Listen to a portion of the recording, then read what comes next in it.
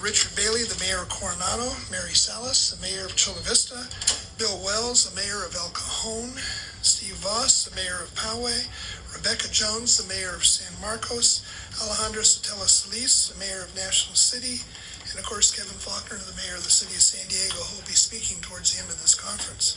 We also have Scott Chadwick, who's the city manager of the city of Carlsbad, representing Mayor Matt Hall.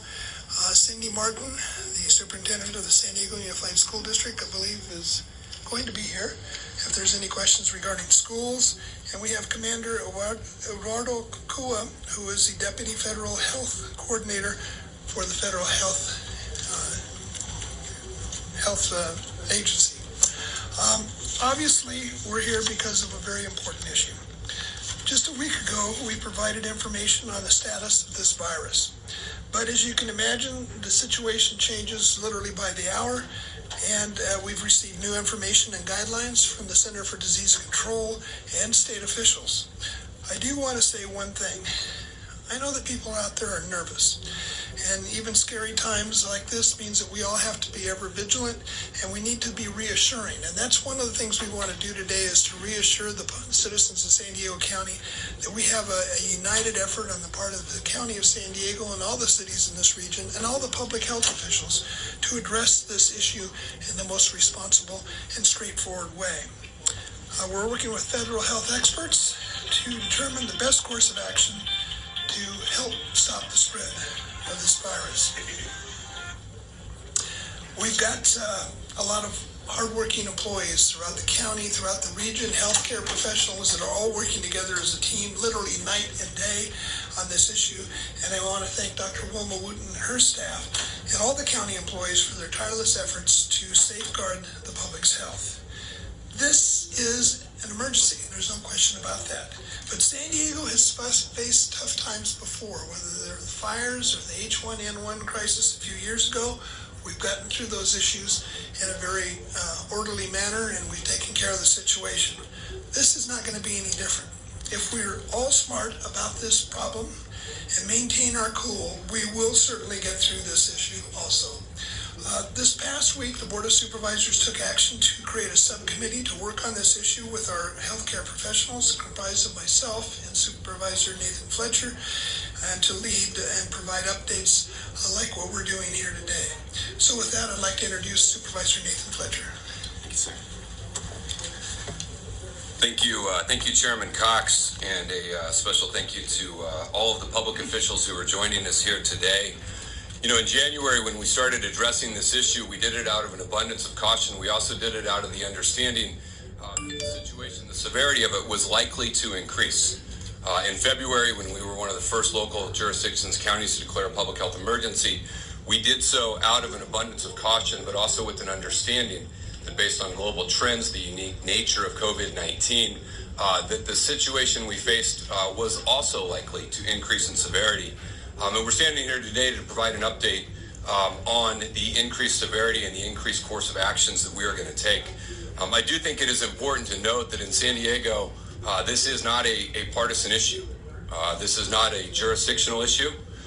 This is not this group versus that group. What you see represented here today is all sectors and all aspects of our community standing together to speak with one voice, because the challenges that impact our community impact all aspects of our community. And I think that the residents of San Diego should be heartened to know that every possible step is being taken, that we are being collaborative, we are being progressive, we are being aggressive, we are being transparent, and we are doing everything that we can here today. The reality is the resolve of our community is stronger than the strength of any virus. And the actions that we've taken so far and continue to take are all designed to protect the public health of the residents of San Diego County. We have a number of important updates to address on new positive test cases, new public health orders, new advisories and guidance, along with statistical updates on specific steps that we're taking. And we ask for your patience as we walk through all of these issues, and also your understanding that the situation we're encountering is a very dynamic one.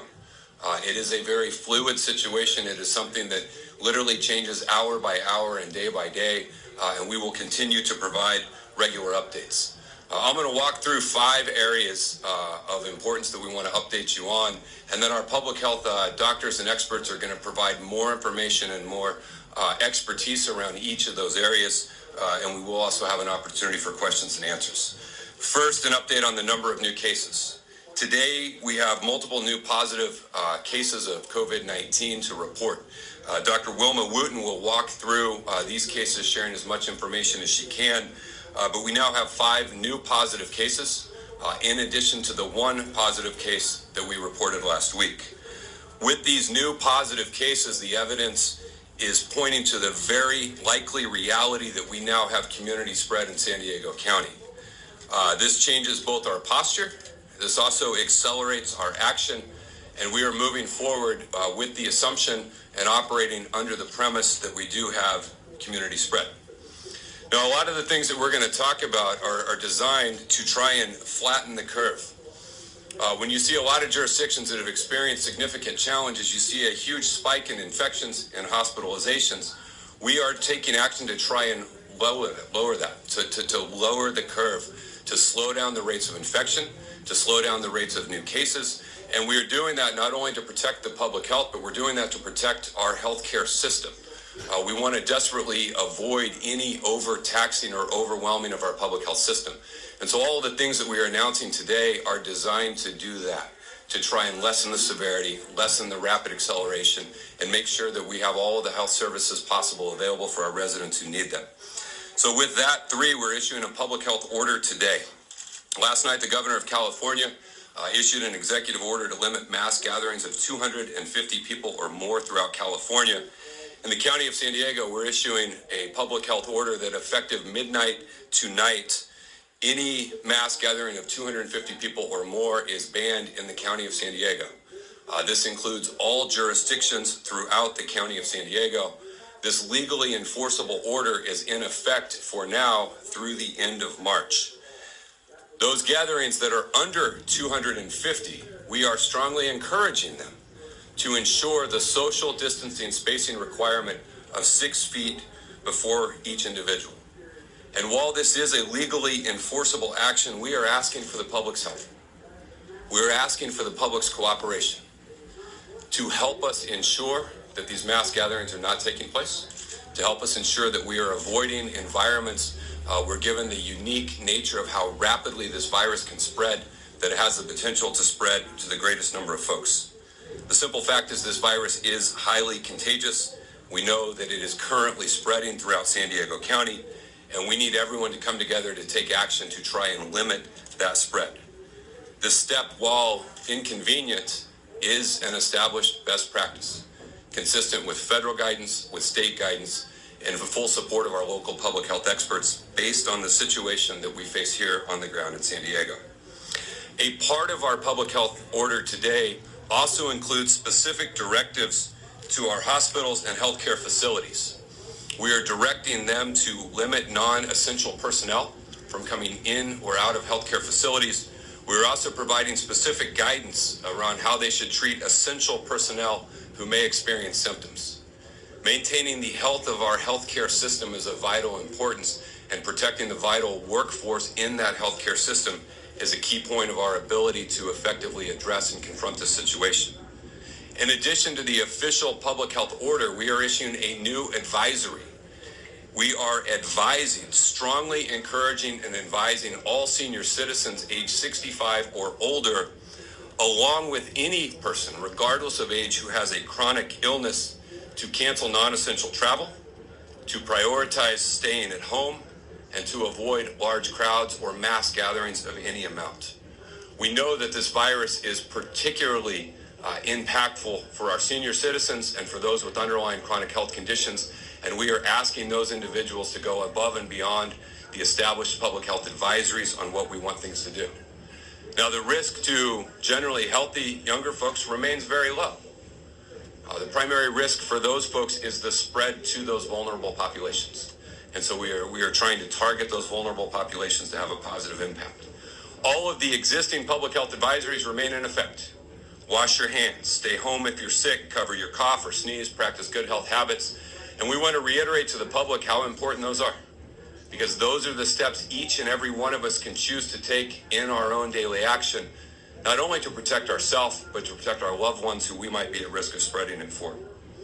Today, we're also going to provide a number of updates. Dr. Wooten will provide updates on our testing capacity, on our testing protocols, along with the steps we are taking to try and be innovative, to try and expand that, to provide more opportunities. We're providing an update today on the situation with Miramar. This is the repatriation of the individuals from the Princess Cruise Line. On Tuesday, we received 42 individuals who were flown into Miramar. Yesterday, we had 2 flights, and we have arrived 235 additional individuals. We are expecting another flight today, perhaps as we're speaking. Our current estimates are that there will be around 400 individuals repatriated from the Princess Cruise Line here into San Diego County. And as a county, we're going to shoulder our share of the load, perhaps more than our share of the load, to protect Californians and those who are in need of help and assistance.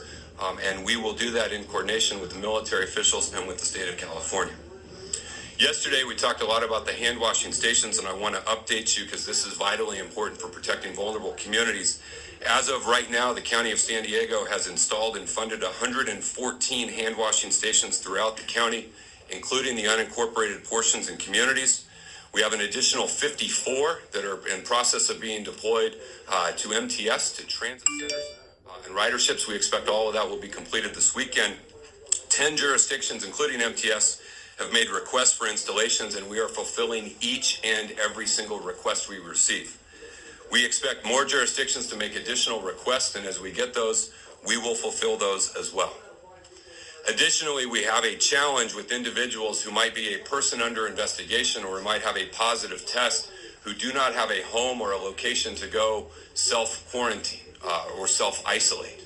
This is particularly acute perhaps with individuals from the Princess Cruise Line, a senior who might be in a senior living center who is a person under investigation or a positive test. We don't want them to stay there. They have nowhere else to go.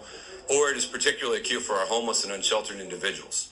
As of right now, the County of San Diego has secured 90 motel rooms that are appropriate and available to house and shelter these individuals, along with providing the care that they need to deal with the situation. And although we are at 90 right now, we are in active negotiation and participation to expand this number. We're looking at a variety of options because what we don't want is individuals to automatically go to the hospital. Unless you need to go to the hospital, we do not want you to occupy the critical space that we need in our healthcare system. And so we're moving to have options available for those individuals. And then finally, we're continuing to work with all of our 8 focus groups that we have talked about throughout the process of this. We've added a new one to our focus and targeted areas, and that is our jails and correctional facilities. The sheriff is here, and they are moving to implement procedures and protocols to make sure that we are protecting individuals in those. We continue to engage with the business community, both with the issues of helping facilitate individuals not being forced to make a choice of do I have to go to work sick or pay the rent. I know that there is a lot of discussions, and I have great concern about the status of workers, particularly low-wage workers, the availability of unemployment insurance, the availability of supplemental pay, and I think we take seriously the obligation and charge to make sure that a health issue does not turn into an economic justice issue and is exacerbated because of that. We're working with the schools. Cindy Martin is here to talk about that. Another targeted group are assisted living and skilled nursing facilities. Again, a high-risk, high-vulnerable population. We're in regular daily contact and engagement with those. We're also briefing regularly all of the regional government officials and agencies on all of the steps, along with answering any questions and addressing their issues. At the conclusion of this event today, we will be doing a conference call with all of these individuals. Healthcare efforts continue daily, military efforts continue daily, and our programs around the homeless also continue daily. So as a county, we are working in coordination with the cities, with our healthcare partners, with all of these individuals to make sure that we come together and do everything possible. In a minute, you're going to hear from our public health experts and workers, and I just want to take a second to pay tribute and particular thanks to our public health leaders. These are individuals who dedicate their entire life to protecting the public health. The situation we're confronting now are the situations that Dr. Wuma, Dr. Infantidis, Dr. McDonald, and everyone who works for them trains and prepares for every single day. In the County of San Diego, we believe in public health, we believe in protecting it, and we have great confidence in our public health workers, from the top leadership you hear from daily, all the way down to the public health nurses who are out there every single day doing heroic work to try and tackle the public. And we're very grateful for what they do, and we take seriously their information, their charge, and their guidance. And our county is stronger because of their strength. So thank you all very much for working through that. And now I believe we're going to bring up Dr. Wooten to provide more information and context for each of these issues. Dr. Wooten.